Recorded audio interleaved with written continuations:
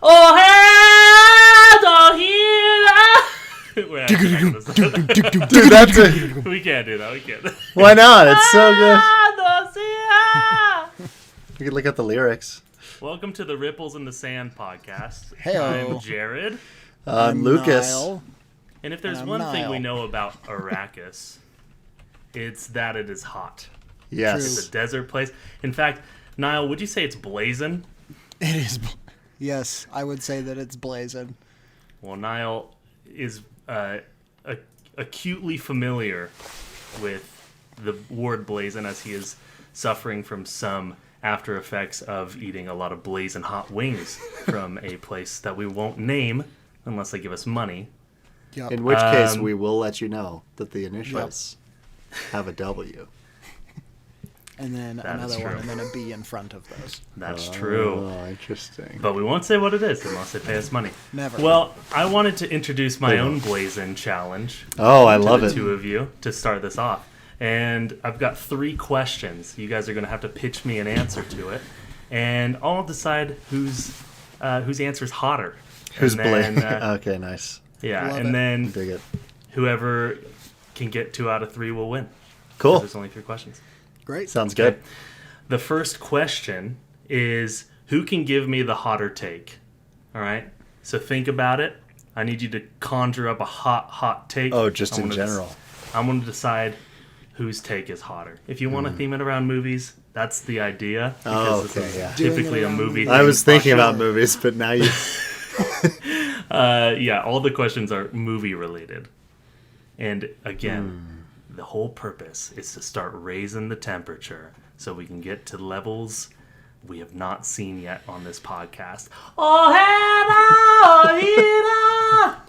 I tried to look up the lyrics, and it just says, this song is an instrumental.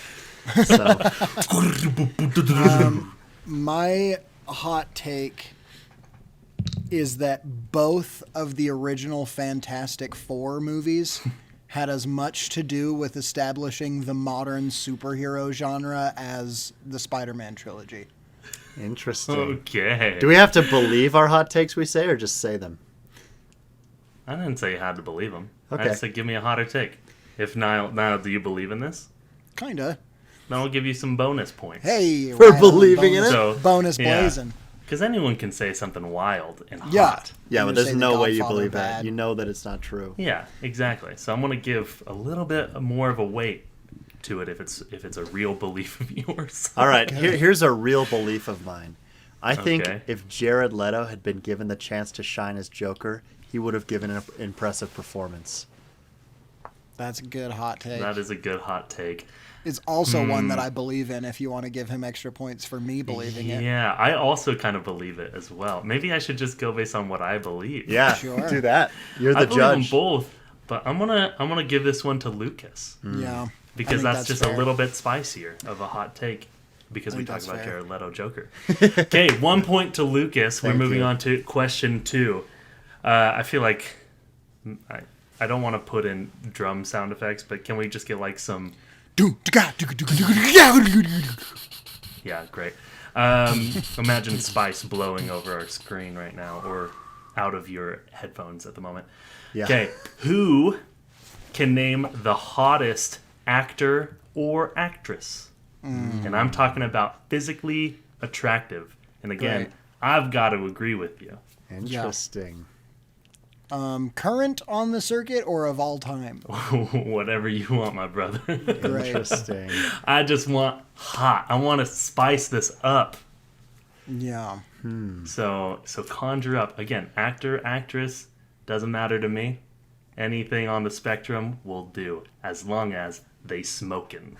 Well, I've got 2 answers, but I want Lucas to go first because I feel like first is a disadvantage that I Okay. had last time. Okay, I yeah, agree, I'll go first. I agree. Lucas. hit I'm us going to with it. say Austin Butler. Because we're going hot takes, right? And we just watched this movie. where Not Austin hot Butler- takes We're not doing anymore. hot This takes is just anymore. We're hot- doing Oh, hot you're right. actors. Sorry.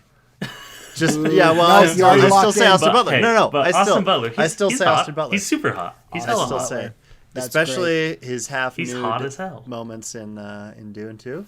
In Dune True. He 2. was looking When pretty he- nice. He licks a lot of things. He That's Does pretty a hot. lot of Very things. hot. He has a very round head. He has a skinless head. does. I mean, a hairless head. Skinless. I'm gonna swing. So I had a couple answers, and I feel like this one's a gimme for me. Sydney Sweeney. I think that she is probably one of the most genetically perfect people to have ever existed, at least visually. I don't know if, like, I don't know what her, likelihood for having like genetic diseases is, but Oh, sure. Just genetic. but in as far terms as of appearance in goes, terms of physical appearance related genes, about as good as it can be. it is a low-hanging fruit, and if I had to choose between the two who I would like to engage with in any sort of activity, I'd probably choose Sydney Sweeney. That's a point for Niall. Hit us with some drums. Someone's never seen Austin Butler in real life. Yeah, maybe Are you so. talking about me? I think 'Cause- all three of us. yeah, are. that's I think true. I think if you saw, But we Austin have Butler seen in real Sydney life, you Sweeney might- many times. Seen in Sydney real life. Sweeney She hangs in out real around life. in the Yeah, area. she's around. She might. Hey Sid, you could. No, she's kind of preoccupied. So Yeah, that makes Yeah. sense. otherwise she'd hop on the podcast. Okay, final question, tiebreaker. Who can list or name, I guess, the hottest movie on Letterboxd? No looking, no peeking. I'm talking about popularity. Oh, What's currently? the hottest currently? What's the hottest, most Dune popular? Part 2. I've got the list. Probably Zone of Interest, if I remember seeing it correctly earlier today. Oh, sorry, no, all time. All Oh, time. all time? Okay. All time I is don't know how Barbie. to. I don't know back how to off. look up. All time Wait, is can Barbie. I look up I from? just know that it is.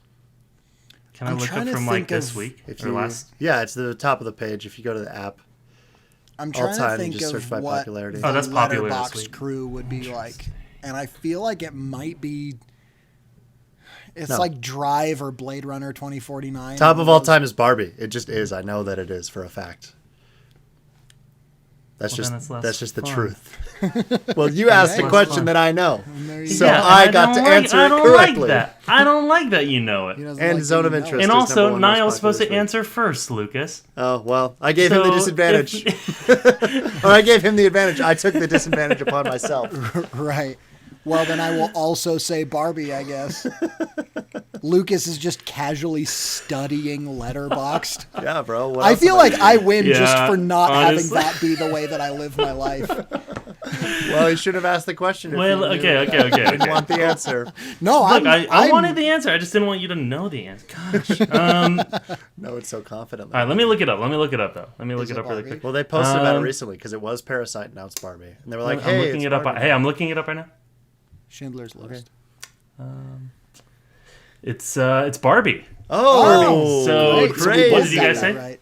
I You said both- Barbie. Yeah, after Niall you said said Barbie. Barbie. Wow. Okay, so that's a hot movie. Cool. And Wow. then the Letterboxd That is a hot community. movie. That's a tie, so I think That is a Jared- tie. So I You win. win. Great. Oh, nice. Yeah, when it's a I tie, the win. host wins. Yeah, that's our rule. All right, house rule. And what that means is that I control the spice. Nice. Oh, Yeah. he Oh, who I didn't know that controls was the so. spice. Yeah, didn't that's know that was that the was the whole prize. thing. So you can bow to me now if you want. Not gonna do it. Could, but I'm gonna be one of the rebel. If you one of the stomp rebels. at me, I All might right. kiss your ring. Well, I'm gonna call the great houses, and we're gonna settle this at some point. But for now, we got to get into the episode.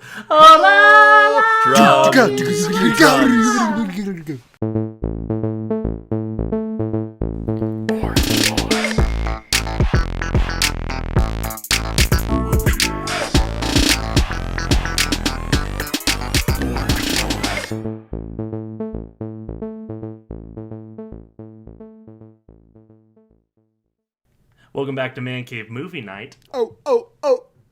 This is going to be a little bit less spicy now, a little bit less hot, because that was our other show. This is our other show. This is our A new normal show. Oh, normal. Okay, regularly scheduled. But we are going to be talking about Dune Part 2, and maybe there's hot takes. Nope. I doubt it. Yeah, I feel like Not from we me. are, we Not are the from- voice not from of the the three. masses on this one. Yes. That is true. We are the certainly. Vox Populi, and we are going to be speaking some truths at you. Yeah, we got to see this movie early screening. Early. We got to see on it the Sunday big night. IMAX. Sunday night, last Sunday night, not yesterday. Yep. The Sunday Last previous. Sunday night. And we saw it on IMAX, right in the center of the auditorium, exactly where you perfect. want to be. Yep. And I just have to say, perfect screening. Yeah. It was even though it was an early screening, it was like fully packed. Yep. Everyone was there. When it was quiet, it was dead quiet in the auditorium. When it was loud, people were like gasping and giggling and just Getting into it. soaking it all in. Yeah. And it was very, very exciting. Lucas has even seen it again. What? That's true. I've So- seen it twice. Going to have seen it again by the time this episode comes That's out. true. True, I nice. think we all will have. I've got But- tickets for Friday. Very Oh, good. perfect. So I guess let's get into it, boys. What did you think? Okay, well, first good I want question. to comment on the theater experience, Yeah. which hear it. was great. However, I was in what I would describe as an idiot sandwich. I had someone in front of me who Oh, was I thought you making meant a left lot to of right. Yeah, making a like lot Lucas of was noise. sitting next to you. No. Someone in front of me who was just making small commentary. That wasn't very annoying, but there were a couple of times, such as a sandworm riding sequence where he said, "Wee!" And I thought, I did not you should hear not that. be present. Same. That's But that so is- funny. And then Wild. behind me, a gentleman who had loud jeans on and Yep. also maybe restless leg syndrome and was moving his legs the entire time. So any quiet sequence, great. I would just have to like lean forward to be farther away. Ah. However, I what? thought you were just super into it. No, I wasn't yes, into it at but- all. No, I you wasn't weren't even paying into it? attention. Yeah, there was also fair. a dog behind us. There was there a was. dog behind us. It was There crazy. was. A dog in the theater. Anyway, Yeah. that is just to say it was a 99% perfect screening. However, I did have just some things irking me a little bit, but that didn't get in the way of me enjoying this movie so much. I honestly, I'm going to say this now, and maybe I'm still just riding the high of having seen it recently, but this and part one together, I think I can easily say are my favorite movie now. Interesting. And I Wow. would easily, you say. I kind of consider Easily. these as one movie. One if you 5-hour follow monolith. Yeah, if you follow me on Letterboxd, the way that I described it in my review there, and I stand by this, is it is the second half of a now perfect whole. Yeah, that's a great way. If this were where it ended, that would be great. It sounds like there are No. very, Better very not solid be. plans to make Messiah into a movie as well. However, if this is where the movies ended, I would be totally satisfied. Like it leaves you a little bit of a cliffhanger. To be fair, if this were how the movies were going to end, they would treat the ending a little differently. Yes, I'm they sure. would not. Yeah. Yeah. But it really is just like, man, what an exciting theater experience. A movie that I know, like, I just couldn't help thinking, you know, when they show like Lord of the Rings or Star Wars in theaters again, like for anniversary showings, and people go dressed up. I couldn't stop picturing those in the future for these movies where people go in, you know, like dressed up like Lady Jessica with like painted symbols on their faces and just like stuff like that. Like, I feel like this movie is going to have that same kind of cultural impact for a future generation. And that's super exciting to be in the theaters as movies like that are coming out, because the only movies that have stuff like that came out either 20 years, before yeah. I was alive or when I was so young that I couldn't remember it. So, Yeah. yeah. I think maybe Endgame. The thing is, Yeah. that's just such a. It's still part of a It's larger a universe climax that it's like of a huge. yeah. Yeah. It's not like they're going to show 20 plus movies in the Yeah, theaters. exactly. You know, up to it, and so it might not be shown as much. Yeah, Maybe but they'll I do totally some get what sort you're of saying. 10th anniversary, but yeah. I hope so. I'd love to see it again. I in agree. theaters, but I agree with you. But yeah. Lucas, what are your thoughts? You've seen it twice. Is it better? Is it worse on the rewatch? I liked it more on the rewatch. Obviously, I mean, I feel like there's no way you rewatch that movie and be like, actually, I was kind of just a little That didn't dumb hit the as first time I hard. watched it. So having read the book, which all of the three of us have, there are a lot of things that like you're looking for or anticipating or expecting, I think, the first time around. And so when those things do or do not happen, it's like, oh, satisfying, or like, oh, I wonder when this is going to happen, or like it didn't ever take me out of it, but it was always like interesting. And so rewatching it, I already knew exactly You knew the pacing. I knew the pacing, and I knew how to like settle into it. And so I just kind of was able to lean back and just fully enjoy it.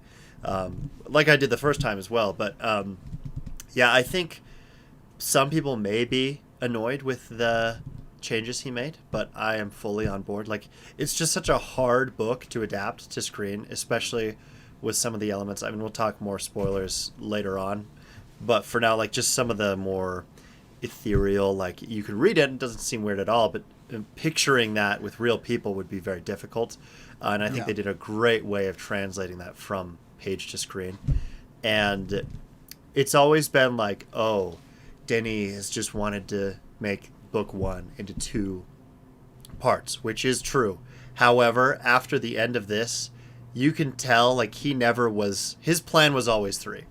Even if he hasn't been fully honest about that, his plan was a trilogy. And if you go back, like, there are quotes kind of resurfacing that, like, even right as the first one was starting, he was like, my hope for this, at that point it was just a hope, is to do 3. Yeah. And then upon like watching this one and the first one, it's like, yeah, this is very clearly building to another one. It would be like if you watch Two Towers and it's just like, okay, yeah, that's it.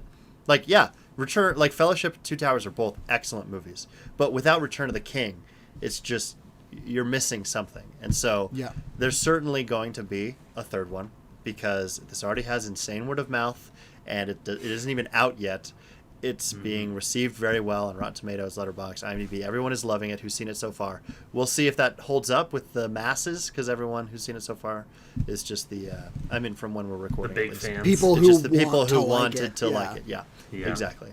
I think that this is incredibly digestible, though. Like, I think this has a huge mass appeal, more so than the first one, because I even think you can watch this one without having seen this first one and still enjoy it, which I'm sure is going to be the case for a lot of people. It's just a really engaging sci-fi action movie, and I think people are going to really connect with it, and I'm excited to see when Dune Messiah is announced, when that gets released. But also, I'm very satisfied with how he kind of did this part, and I'm excited, obviously, to see the future of it, but I'm in no rush for him to make that either. Yeah. Totally. I mean, in addition to that, it's very much a bit of a love story. It's a coming of age story. It's a war movie. There's a lot going for it, and it does all of those equally well. Yes. It's just a well-told story about Paul Atreides navigating all these challenges that are set in front of him. And I loved it, right? I'm with you guys. I guess I have to say that, like, Explicitly. Yeah. I liked it a lot. Nice. Loved it even. And yeah, I'm very excited to see where they go from here. It makes me incredibly excited to think about this movie not as a conclusion, but as that meat, like the Two Towers, and seeing the change in Paul's character, basically from part 1 into what will be part 3, right? This is that transition piece, if we do get a third, and it's a perfect movie for that. Yeah. Obviously, I like it a lot. If it is the end, that's great. I really hope it's not, because what they're building to, I can already the characters are there to execute a great third part. Very much Star Wars original trilogy. Yeah. A good setup, introduction to the characters, then the meat of all the characters building relationships with each other and going their own direction, having character growth until you finally see them with this huge conclusion. And so that's what I'm really hoping for. But man, oh man, just this movie was a blast. Yep. Yeah. And so, Totally agree. I'm going to lay down just a spoiler warning for the episode from here on out, just because I don't want to dance around. Totally. Yeah, anything. of course. So definitely spoilers for Part 2, obviously. And then perhaps with one question that I have, perhaps minor spoilers for the book Dune Messiah. Have you guys both Just read because it? I haven't read it, and I have some questions that I feel like that kind of might come up a little bit, but of course I don't want that spoiled for me either. So of we course. probably won't get too much into it, but it is possible that it's comes part up of as it. well. Lucas, have you read Messiah? did you Yes, say? I have actually, and I just re-listened to it in the last 3 days. Whoa. Yeah, it is quick. Grind it through. Like it's Yeah, like it's 8 a- hours. It's not very long. Oh. And Yeah. you put it on Jeez, 1.5 speed. Yeah, it's a pretty quick read. So you're fresh. Yeah, very fresh. I finished it earlier today. I think he is going to take a lot of creative liberties with Messiah. That's from what I Sure. know about Messiah. I think it is. I think there's certainly going to be It's things going to that be much more different that than follow.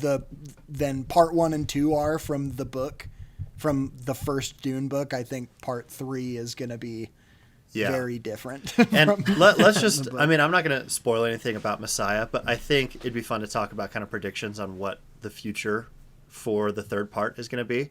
Because similar to Two Towers and just any good movie trilogy, there are seeds in this that are certainly going to pay off in the third one. The main ones that are deviations from the book, for me, were Lea Seydoux' character, Margot, how she is pregnant with Fade Ralpha's child. That is not at all present in the books.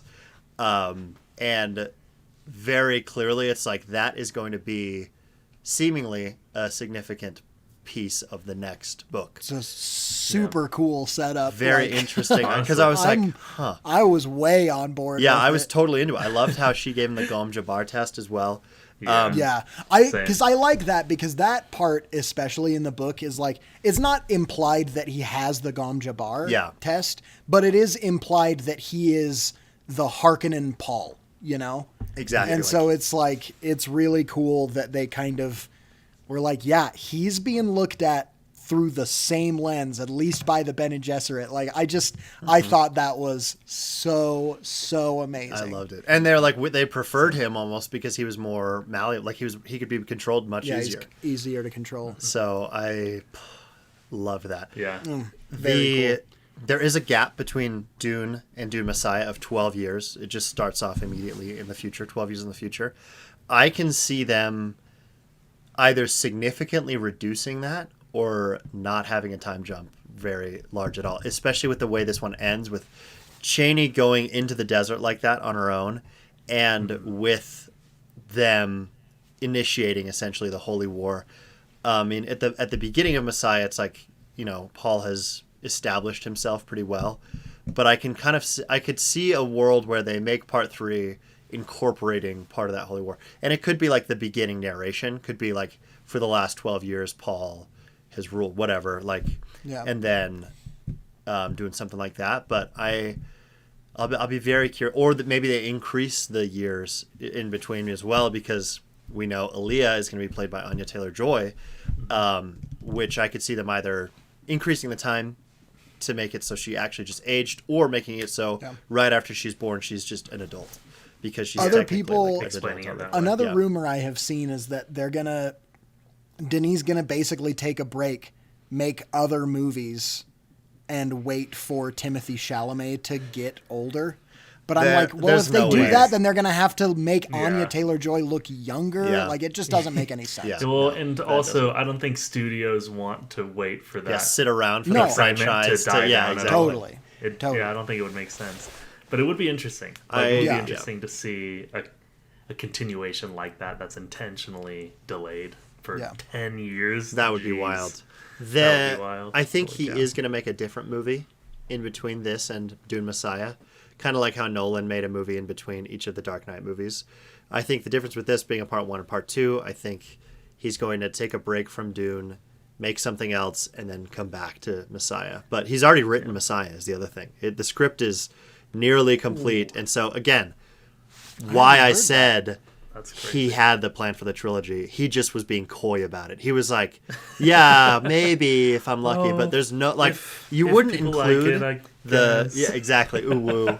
You wouldn't include Ooh. the Margot stuff with Fade Route, like all that stuff. I like even just with listening to Messiah, I bet that whole plot line is going to tie in, and they're just kind of going to adjust some of the characters that are prevalent in Messiah to kind of adapt them to who was more prevalent in part 1 and 2. I don't know if my other guess is that maybe he truly didn't know by the time the first one came out, but then with that one, he got greenlit for the other two and was like, all right, great. And then kind of finished. I bet he had like an outline for Messiah.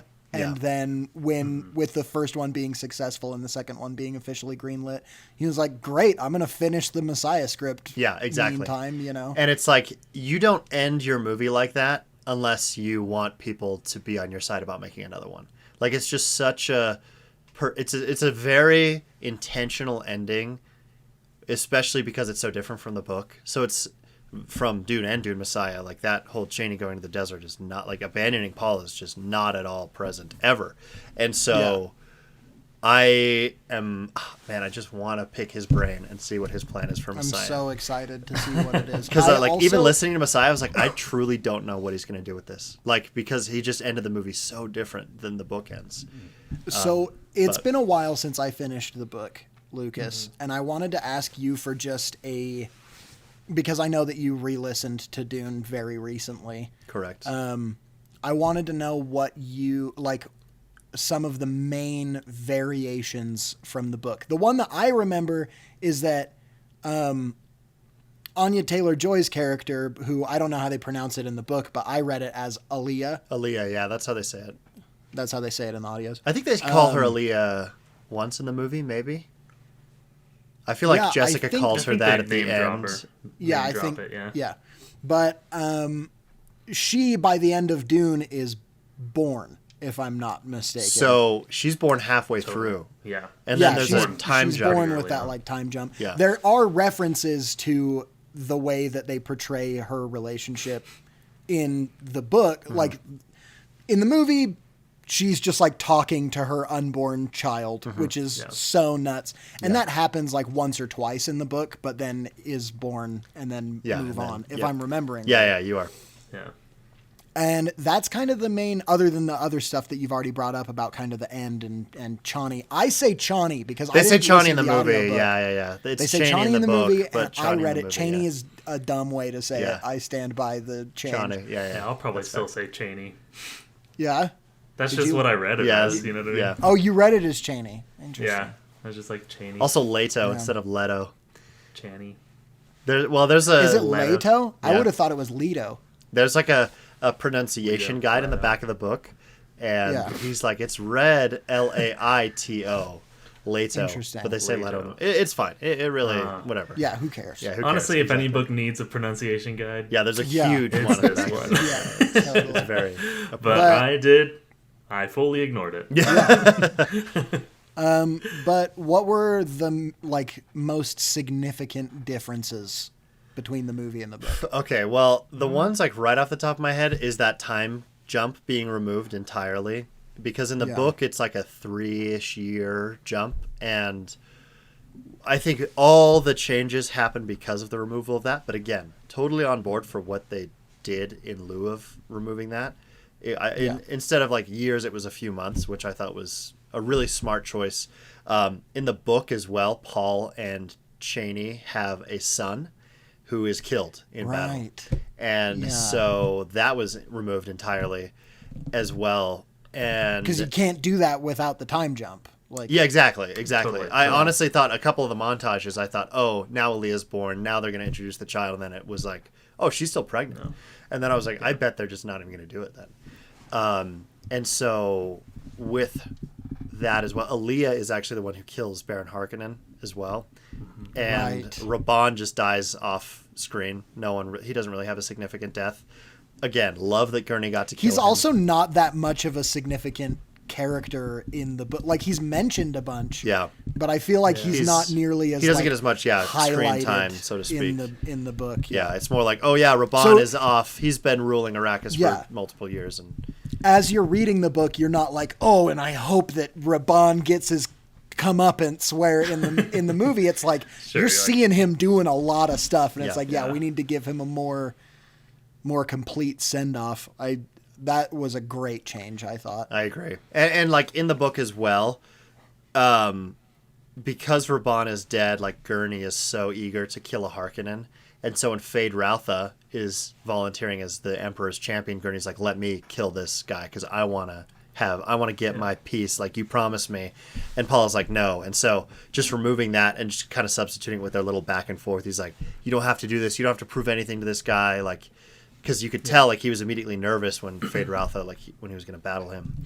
And so that was another Just that fight, appropriate- dude, with no music So the well entire done. time. So It's well just perfect. I thought Fade Routha was just such a cool character in this. All the stuff they nailed do it. with him is just amazing. Like that black and white sequence on Gady Yeah. Prime is just so cool. With like the raining like ink blobs Yeah. over the Oh, yeah. the top of it. I just Sick.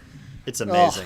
it was so cool, dude. Yeah, there's also in the book the Gady Prime stuff is a lot more fleshed out or important, like through fear. Yeah, Through Is Fear that- is completely removed Yeah. from the movie. That's Yeah. another huge And significance. I That's thought a that was change. interesting. Side plot. Yeah, we were talking about like just mentats in general. Yeah. Have their role in it has been Greatly backseated a little bit. reduced. Well, Like, because that's another thing in the book. Paul is also Also like, a mentat. a mentat. Yeah. And it's like that's something that they took out which I was like, that's fine. Yeah, there's just so much. It's hard to fit it all in. yeah, he's the golden child for sure. For he inherits like, literally everything. Bene Gesserit? Yeah, I'm that. Well, too. because even the Harkonnen, sick. like he's the son of the Baron, so he's the actual heir to House Harkonnen. Yeah.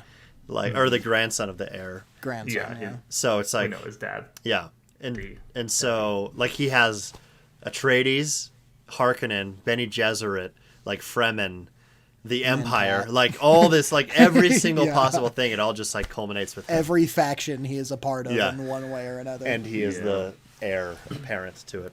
So all that stuff, and don't get me wrong, like there are like significant changes, but really the heart and like the core of the book is totally still in Yeah. there. Like even just Totally. like there are minor changes just for pacing and storytelling reasons, and they just make sense. The other thing is Yeah. with the time removal, Aaliyah, like I think that's the thing that would have been the hardest to pull off is having Aaliyah as a fully conscious like 3-year-old, because Yeah. in the movie as well, it's like, oh, once Jessica takes the water of life, Aaliyah has the exact same thing happen to her that Jessica does, where she gets all the memories of the past Reverend Mothers. So she's an adult functionally, like in her brain. And so I like the fact that it was just like the embryo of her speaking back and forth with Jessica. Like I thought that was like a weird, Yeah. like creepy way of making her seem like the Bene Gesserit, like Yeah. just seem more like witches and stuff. It was such a Yeah. good change. And It then was again, really cool. giving Paul that satisfaction of killing the Baron as well, calling him grandfather instead of Aaliyah. Like in the book, it just kind of happens all of a sudden. Aaliyah again is a 3-year-old, and it's very difficult to like imagine a 3-year-old The last- effectively pulling that off. The last 20 minutes of this movie are the last 2 pages of the book, Yeah. basically. Yeah, really. It's, Pretty it's much, like- yeah.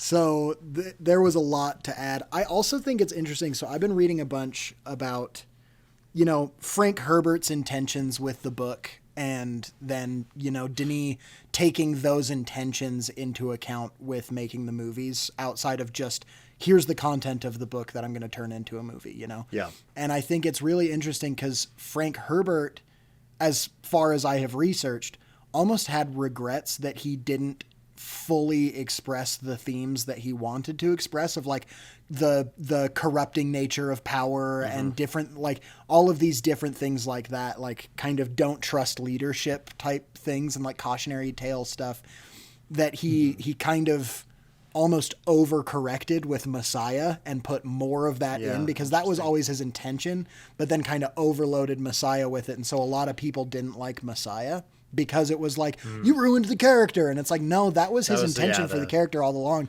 And so I feel like it's interesting because this brings up a lot more of that than I felt like I got from the book.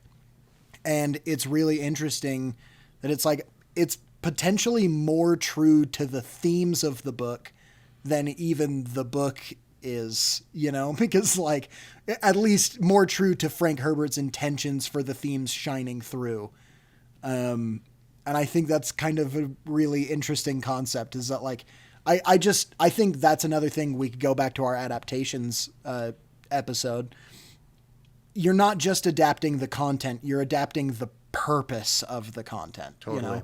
So if it's a book or a TV show or something that you're turning into something, obviously things are going to have to change. But if those central themes get altered by any of the changes you make, that's where you really run into issues. And this just perfectly did the opposite of that. It identified the themes and it was like, okay, we're going to focus on those and we're going to have to change some stuff, but those themes are going to shine through regardless of what we do. And it's like, yeah, I just think it's masterfully done. Totally agree.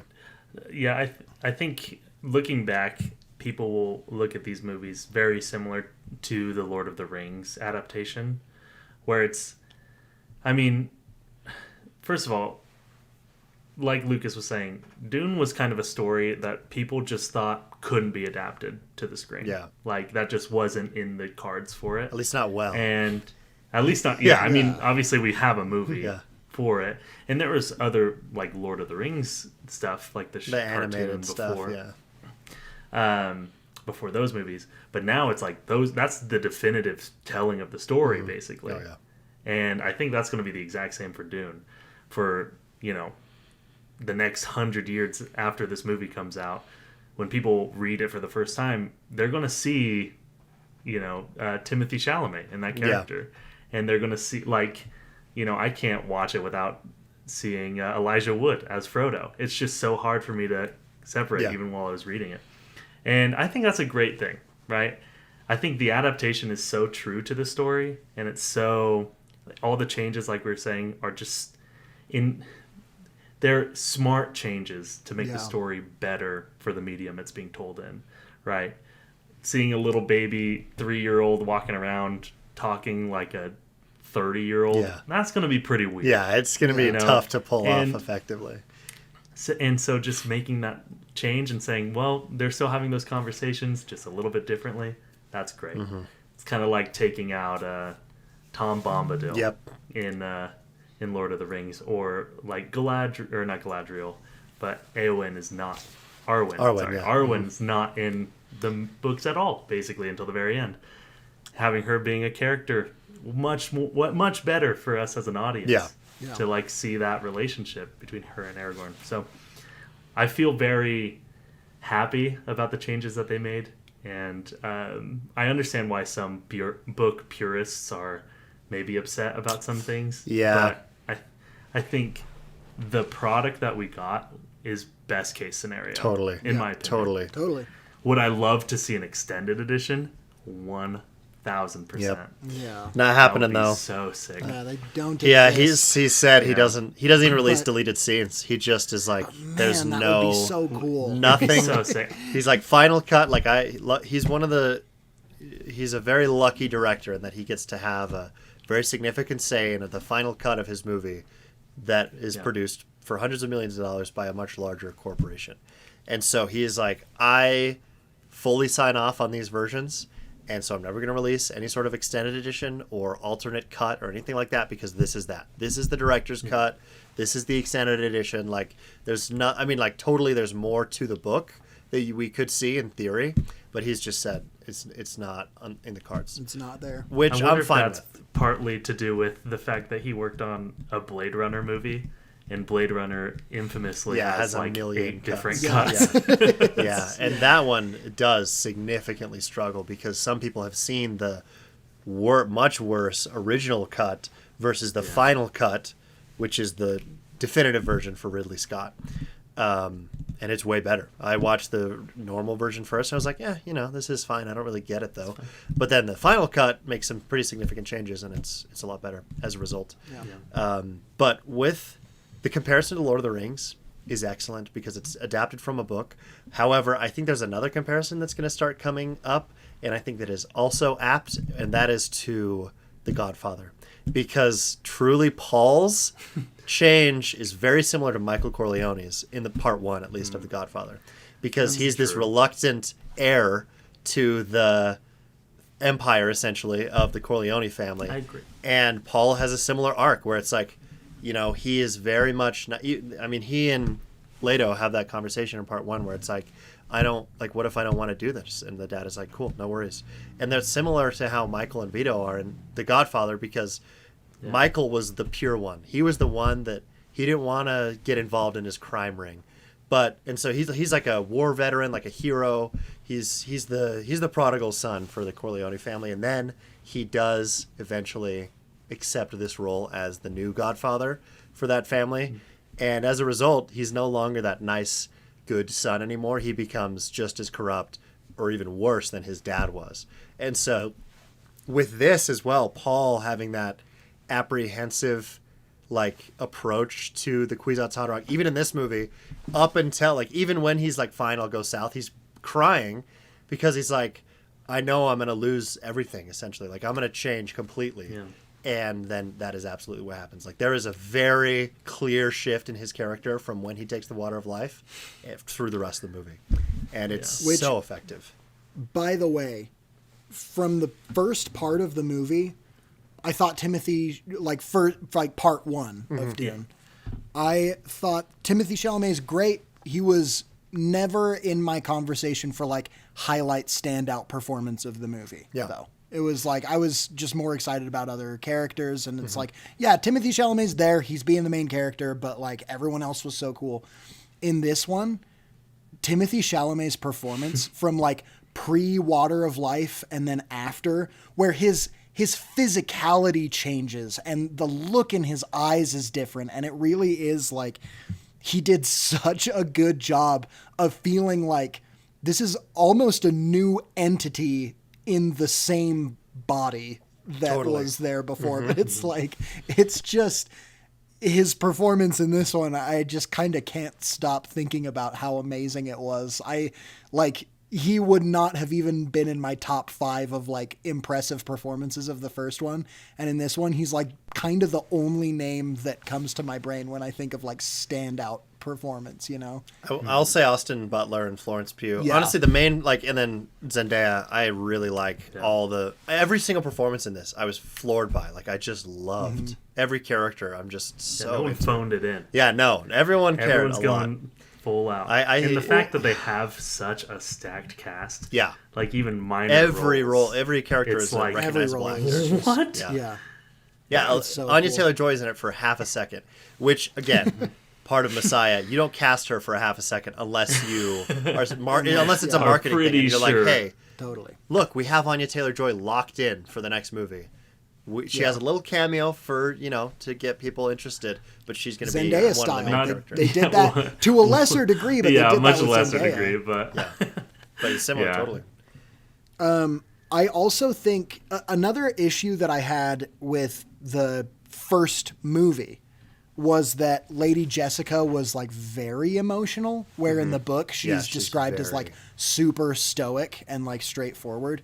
But it's also in the book talks about her like kind of struggle with emotions and like pushing them down and keeping them from showing and things like that. But honestly, I think that one gripe that I had with the first movie is now fixed by this one, because it, once again, her taking the water of life and then seeing that transformation of like, where before she was a Bene Gesserit, but she was still like human. After the water of life, she is a reverend mother, and that is like what she is. And it's now fully stoic rather than being concerned about what Paul is doing. She's like, yeah, just like trust it. He's the Kwisatz Haderach. Like, that's not up to me anymore, basically. And it's just like that shift of her character. This part 2 honestly made me like the first one more. Oh, totally. Which is what a good sequel should do. Yeah, exactly. So, Totally. Yep. Yeah. That also is a pretty significant change from the book, actually, because they kind of swapped some of the character traits of Cheney and Jessica in this, because in the book, Cheney is fully on board with him being the Kwisatz Haderach. She's just like, oh yeah, cool, everything you do is awesome. And Jessica is the one who's kind of resisting. Is like, oh, we She's don't. more hesitant. So I like the change in the movie a lot because, again, it's the water of life that is the difference for her and him. They're just both fully into it. And Cheney is like, hey, wait, no, what are you doing? Like, we talked about this and you were not wanting to do it, and now all of a sudden you're changing, and you can see how their relationship all in. is strained a lot after he takes the water of life. And that, again, another change from the book because in the book, he does talk to Irulan and is like, I'm going to take you as my bride. And however, it's more implied but not outright spoken in the movie, which I appreciated because subtext is something that is rarely effectively employed, I will say. And it's more of like, hey, I'm going to marry Irulan in name, like in title only. But even still, Cheney, like, you know, is obviously very personally affected by that because she doesn't want to have to deal with this situation. And now that Paul's like gunning for the throne, essentially, to be the emperor, it's like she feels like, again, based off the subtext that I was interpreting, she feels like she's lost him, and which is why she left. And so I bet a lot of Messiah is going to be them somehow trying to reconnect, and that being more difficult than Paul wants it to be. Well, and I like it because I feel like this is me now getting into really pretentious thought about the movie. So if I'm wrong, then, sorry. So be it, whatever. It's your interpretation. I feel like it's also like Chani is not just mourning the loss of Paul to the princess. She's mourning the loss of Paul to Muad'Dib. Oh, totally. Like, he's no longer the person that she met. He's no longer he's a different person now. Yep. Which honestly makes that line of when he says, the last thing he says to her, which is that he'll love her as long as he breathes. It's like this almost painful reminder that he is still the same person because like in every other way, he's not.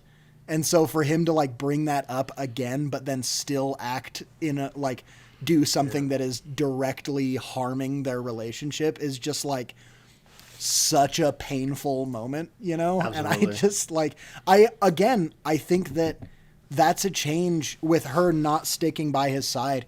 That's a change that makes sense to me because seeing it visually happening without having established a lot of, characters' mindsets and the way that they're thinking, which is a huge thing in the book. Seeing that happen, it would be really hard to kind of accept that Chani would just be okay with the situation. Totally. And just like stay by his side. Like it's one of those points where you kind of have to step back as a director, as a writer, whatever, look at the situation, picture it actually happening in theaters and thinking, does this make any sense for this character to do what they're doing with the way that it's been set up in this script?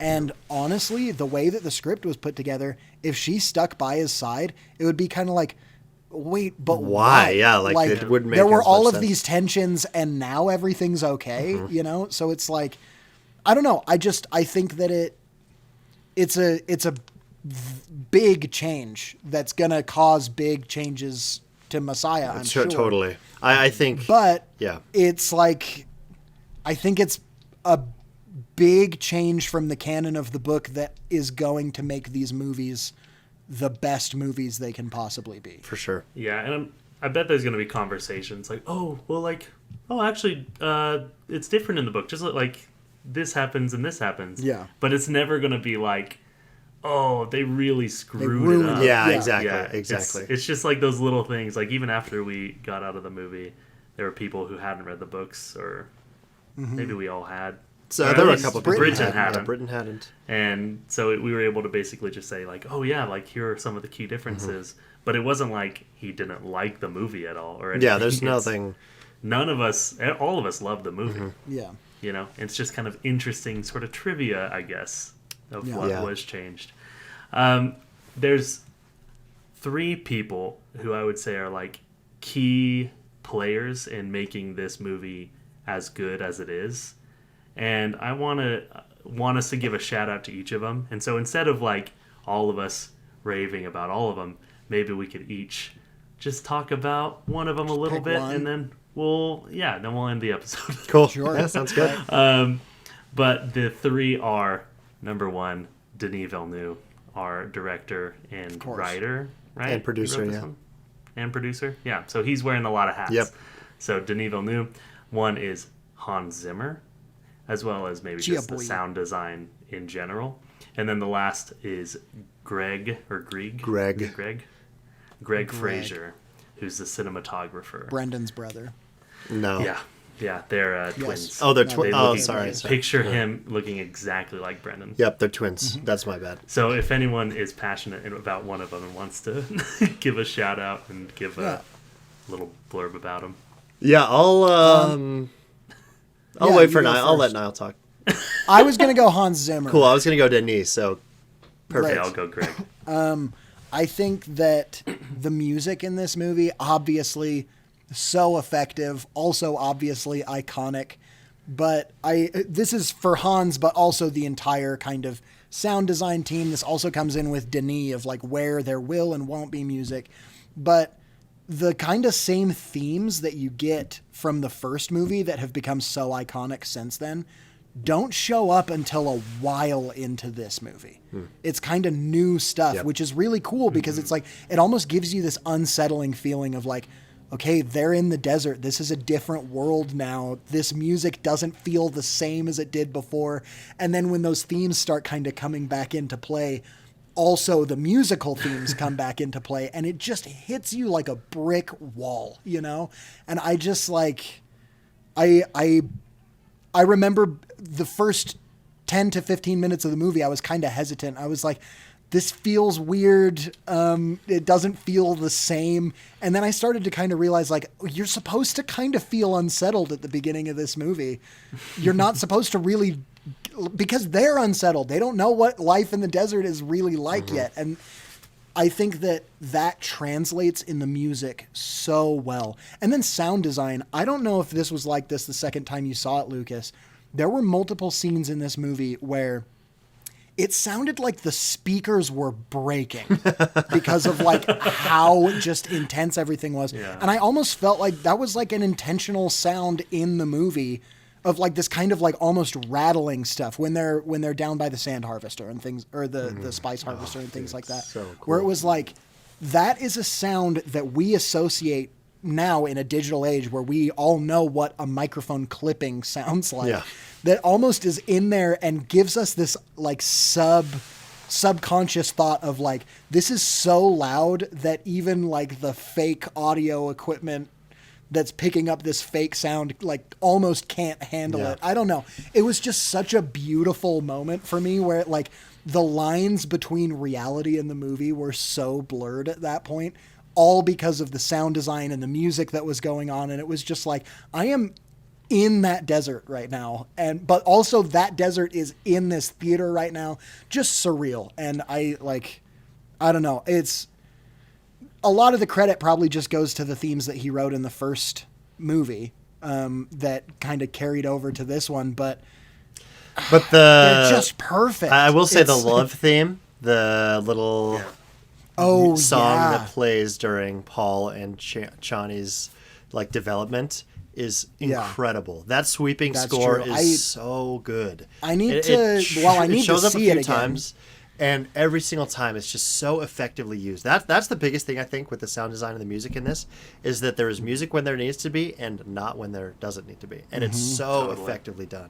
I just loved Yeah. just the inclusion. And of then that. something in I like already visions and stuff, there's like whispers and Yeah, they do that exactly. with like Yeah. the voice Every again. time. It It's carries so over cool. every time It's they use so the voice. cool. Chills down my spine. Silence. And then you get that John So Wick cool. style fight at the end with just no music, and it's Yep. just the combat. And it's like, this is enthralling enough. We don't need music to raise the tension of this scene, which like that goes to Denis and the script and everything. But to choreograph a scene so well that music doesn't need to be there to make it more intense. And in fact, if music was there, it would probably be less intense. Yeah, totally. That is such an insane accomplishment for anybody that's ever tried to make a video or a movie or a script or anything, it's always like, oh, this feels weird, and then you put music to it and it's like, oh, now it makes sense.